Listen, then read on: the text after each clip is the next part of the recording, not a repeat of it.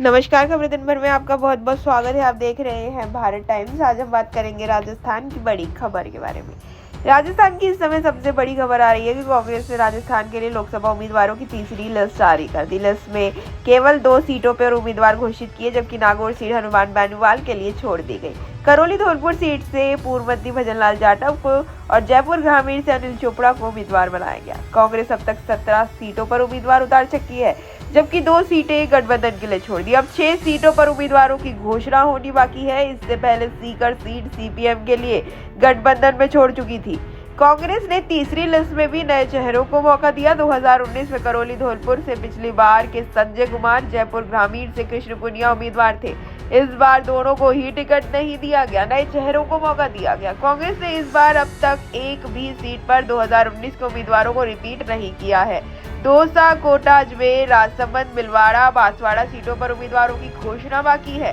पहले फेज की जिन 12 सीटों पर 27 मार्च को नामांकन की आखिरी तारीख है, उसमें दौसा सीट भी शामिल है। दौसा में अब तक उम्मीदवार की घोषणा नहीं हुई है। ऐसे में जल्द ही कांग्रेस की एक और सूची आने की संभावना है। दौसा सीट से विधायक महिलान मीणा का नाम लगभग तय माना जा रहा है। नागौर सीट पिछली बार बीजेपी ने हनुमान बेनीवाल की पार्टी आरएलपी के लिए गठबंधन में छोड़ी थी। हनुमान बेनीवाल 2019 में नागौर से बीजेपी गठबंधन के उम्मीदवार थे। इस बार भूमिकाएं बदल गई हैं। इस बार वो कांग्रेस के साथ गठबंधन में है और बीजेपी में ज्योति मृधा से टिकट से लड़ रही है और इस सीट पर बेनीवाल चुनाव लड़ रहे हैं। कांग्रेस के अधिकतर नेता नागौर सहित किसी भी सीट पर हनुमान बेनीवाल की पार्टी से गठबंधन के खिलाफ थे। पूर्व सीएम अशोक गहलोत बेनीवाल से गठबंधन के पक्ष में थे। बताया जाता है कि गहलोत की वजह से ही गठबंधन सिरे चढ़ा। बेनीवाल बाड़मेर और नागौर सीट पर गठबंधन से मांग रही थी, लेकिन हरीश चौधरी खिलाफ थे। बाद में आरएलपी नेता उमेद राम बेनीवाल को कांग्रेस में शामिल करके उन्हें ही टिकट दे दिया और बेनीवाल से